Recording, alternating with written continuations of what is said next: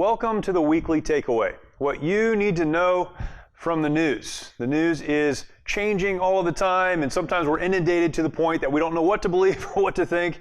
And my job right now for the next few minutes is to help you understand what is important and what the takeaways for your life and the life of your family and those that you care about might be from these news stories. So I'm going to do my best to do that, and we'll jump right in. This was a news week for the history books. A lot of stuff has happened this week, and a lot of things really that will bear fruit, that we'll see the impact of over the next several months leading up to the election.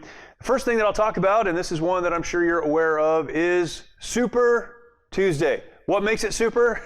I guess it depends where you fall on the political spectrum. But it's called Super Tuesday because in the primary process, primary elections happen across the country more than on any other single day in this season. Happened this last week on Tuesday. And we know that our president, President Trump, is running basically unopposed. So he won every one of those primaries. But on the Democratic side, things were, man, what a crazy, crazy week. We've had so many people involved in the process trying to become the front runner of the Democratic Party. And this week the day before Super Tuesday, I guess we could call it Super Monday or Black Monday, again, depending on which side of this thing you sit on. A lot of those folks dropped out, leaving basically three people to compete on Super Tuesday. We know that Tulsi Gabbard is also running, but not running well enough to poll high enough to be part of the kind of the big picture here. But we saw Bernie Sanders continues to run. Joe Biden continues to run. Elizabeth Warren continues to run. And until really Wednesday morning, Michael Bloomberg continued to run. He dropped out on Wednesday morning. But the folks who were really kind of splitting the vote for each one of those other individuals dropped out on Tuesday, or dropped out on Monday, and then Bloomberg dropped out on Wednesday. And then this week as well, Elizabeth Warren has now dropped out on Thursday. So it's just been a crazy week that way. But the big winner really from Super Tuesday was Joe Biden, and he's a guy that many of us thought was not going to make it. I was asked a few weeks ago, who do you think is going to be the nominee for the Democratic Party? I did not say Joe Biden. Why? Because we were looking at this thing going, there's no way. He's a gaffe machine. He's saying things that don't make any sense. He seems to be even honestly disoriented when he's in various places, really not aware of what's happening. Maybe he's been pushed up on the platform and forced to run. There's no way this guy's going to make it. And then it seems like the Democratic National Committee stepped in and stacked the deck in his favor. Bernie Sanders, the avowed socialist, calling himself a Democratic socialist. We're not sure what that means, but he has become the front runner, and it looked like he was going to run away with all of it, and really to the general election, that he'd be the one running against the president. But that's not what happened. Really, everyone who could have kept Sanders in the lead dropped out. That put Joe Biden in the lead, and what we understand from this is that the DNC is, this is my word, not theirs, rigging the nomination. They're rigging the nomination. What is crazy about this? If you recall, last time there was a presidential election, Bernie Sanders was running, and the DNC even admitted to rigging the results in Hillary Clinton's favor against Bernie Sanders. And yet he continues to soldier on, and it looks like they had done it to him again. It's incredible. A lot of questions could be asked here, and I don't know all of the questions. I don't know certainly even the answers to some of the questions that other people are asking. But why is this happening? I think certainly the DNC and the liberal left believe that Joe Biden represents the will of the people. Now, they believe that to the extent, at least, that they believe he can become the president, that he'd be a viable candidate against Donald Trump, and whatever the backroom deals were that took place to get him to the place where he's now the front runner, they believe he can pull it off. And I guess we'll see. We'll see if he is even a viable candidate against Donald Trump. One of the things that I think we have to take away from this is that the mainstream is not where social media is. This is crazy. We saw this in many of the results of Super Tuesday and of all the polling that was done. The mainstream, meaning that where people live and where people do their stuff, they work and raise their families. The mainstream, normal people, are not where social media is. Social media is screaming, and it has been screaming for a lot of different things, but the most motivated faction of social media on the Democratic side has been for Bernie Sanders. Feel the burn, right? He's a socialist, but he's going to give us all kinds of free stuff, and young people in particular are excited that he's going to pay for college somehow. They don't know how all this works. They haven't taken their economics classes yet, but they know that he's saying he will. A lot of people super motivated. That's Twitter, that's Facebook, that's social media, but apparently mainstream is not where social media is. Again, a very, very interesting turn. And I'll say a couple things. And there's some big takeaways from this, and so much remains to be seen. Those who are throwing out predictions and doing all that, they're smarter than me. Some of those will be right. Some of them will be wrong because we just don't know exactly how it's all working. What's happening over here that's causing these events to unfold? We don't know how it's all really coming together. But here's one thing we have learned. So much concern over an avowed socialist, some would even argue a closet communist, and socialism is really just one step away from communism anyhow. But looking at the ideas and the ideals that have been espoused and put forward by Bernie Sanders, a lot of fear, and rightfully so. That would change the face of our nation. But what we have, and again, as messy as this whole thing seems sometimes, what we have is a process that allows us to weed out new and sometimes old ideas that just don't play well in the United States of today. People have the opportunity, and I'm thankful that they do, to stand up and say whatever it is they want to say, to run on whatever platform they want to run on. As crazy as some of the stuff is, I'm thankful we live in a country where that is possible. But we have a process, this nominating process, and then the convention process, and then the general election process. We have this process to filter through some of the things that really scare us the most, and I'm thankful that we do. A lot of takeaways from Super Tuesday, and one of them is we don't really know what's going on. The other one is that thankfully, we have a great process that allows us to make good decisions and get to the other side of some of these scary things without much harm. Something else happened this week in Nashville, Tennessee. If you're watching the news, hopefully you're aware of this story. We know that a series of tornadoes tore through Nashville. We're told that 25 individuals were killed in that. More than 40, almost 50 structures were destroyed. 50,000 people without power. This is a crazy tragedy that happened in Nashville, Tennessee. And oddly, for whatever reason, not one that made a lot of the national news. It was run in a lot of places as an also happened. Now, we've got other stories going on. Super Tuesday was one of those. We have the coronavirus issues and all the stuff that's being talked about there, the continuing political dialogue. These are all the stories that rise to the surface. But a story like this is not always one of them. And it's tragic that it's not, because this is a real story about real life and real people dealing with real stuff. A couple of takeaways. One, as I learned about this, I've talked about this before. If you watch this show or listen to some of the other things that we talk about, I like to say that what you see happening, what's being projected to you, what's being given to you, is not all that's taking place in the world. This is really, really important for us to remember.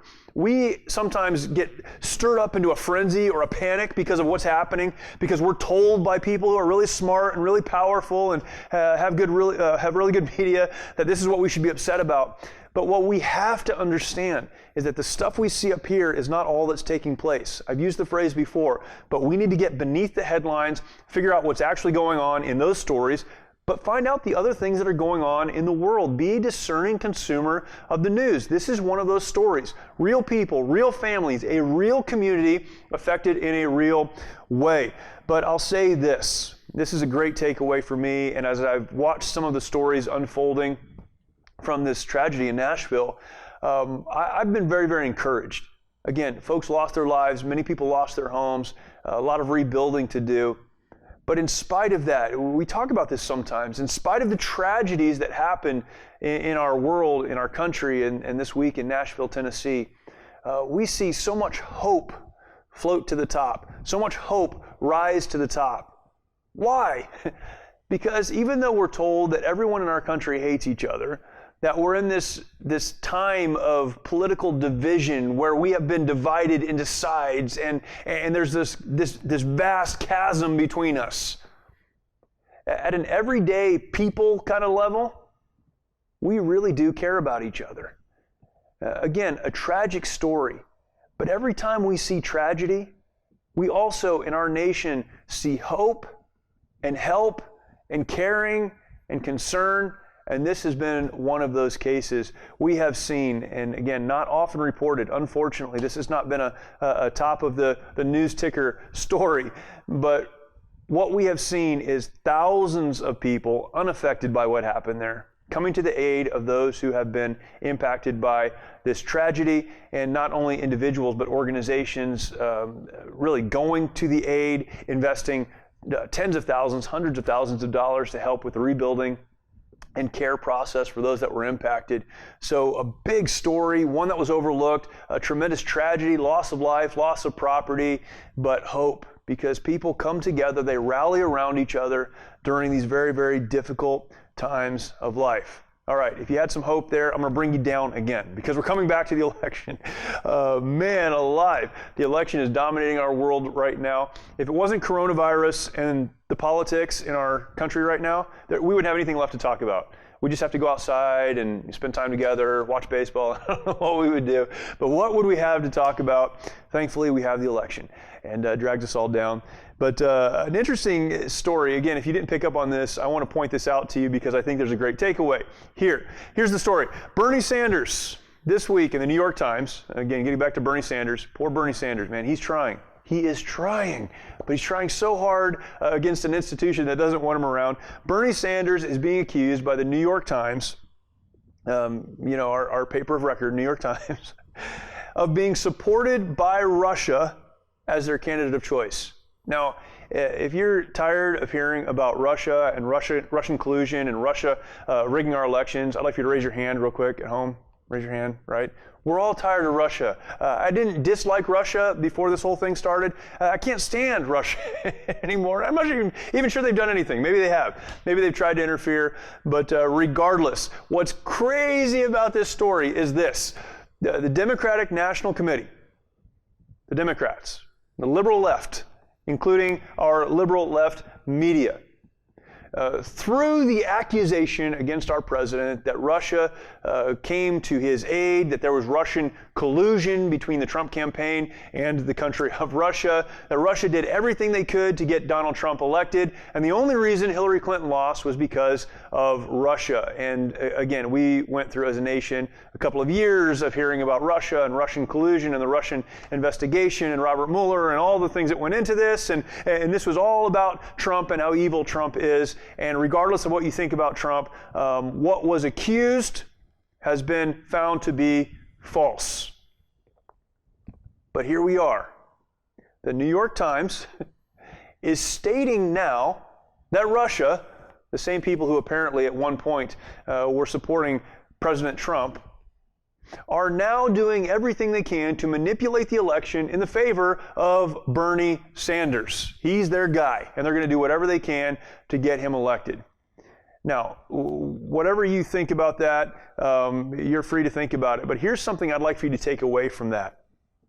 Anyone who goes against the Democratic establishment will be accused of the unprovable.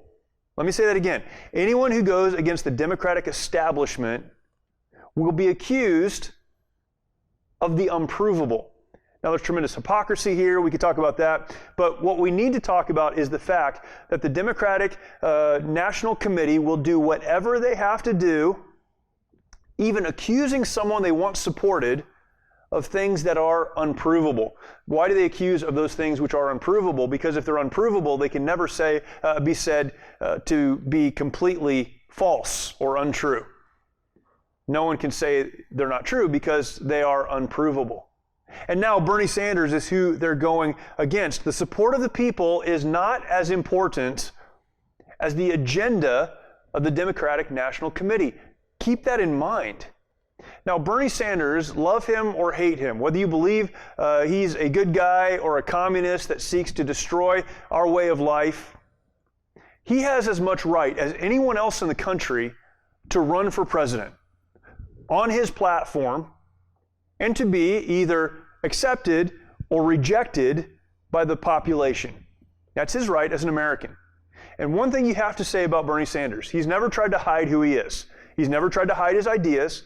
He's running on what seems to be a pretty sincere, yet extremely flawed and very dangerous platform. He is who he is. He's never changed.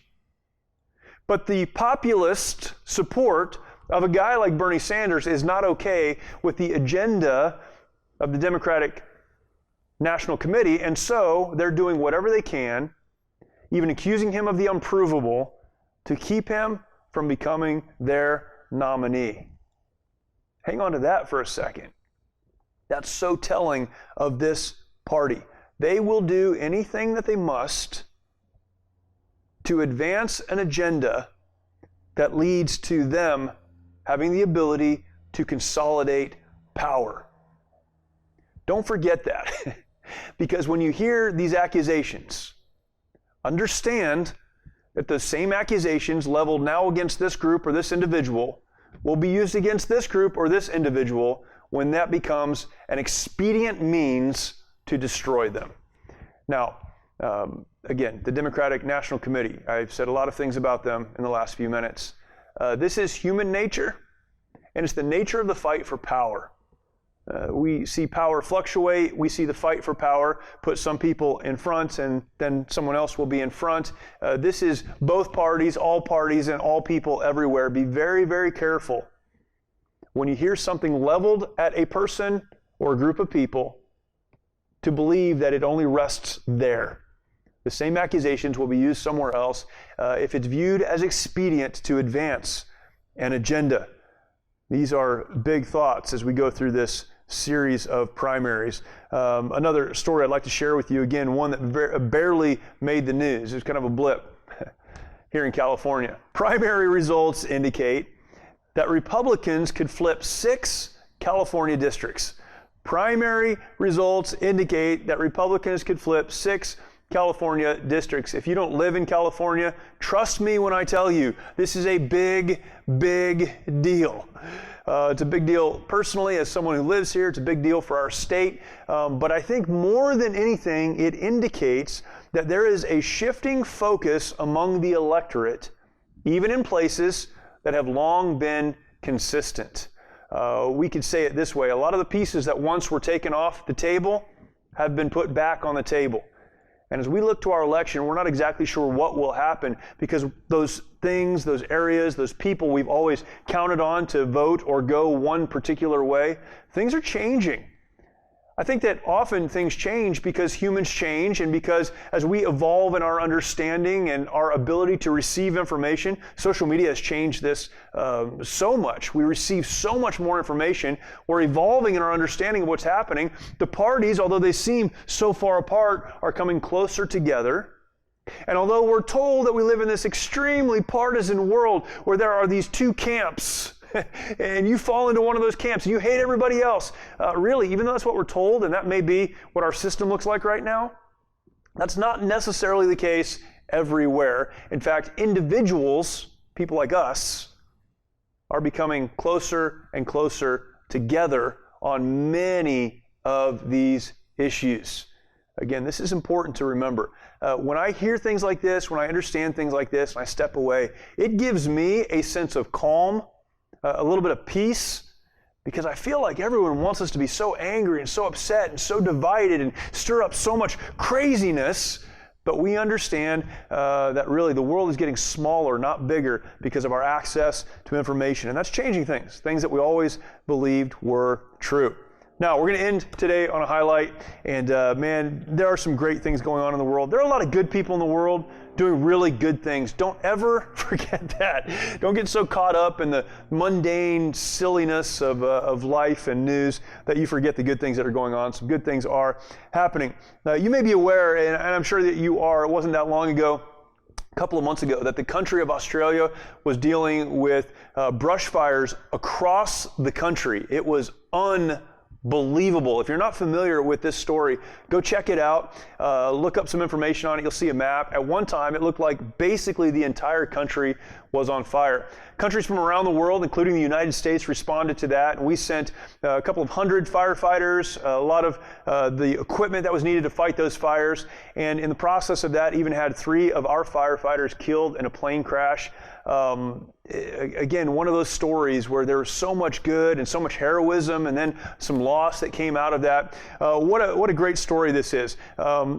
There was, in New York City, a 70-foot video message displayed in Times Square by the NSW Rural Fire Service, New South Wales Rural Fire Service. It said this, and they posted this on Twitter. "We want to say a big thank you to all the firefighters who have worked so hard over the last few months and to the community for its support. And we say big, we mean big. 70 feet tall in Times Square, New York." And they went out of their way to show their appreciation for those who would rally behind them.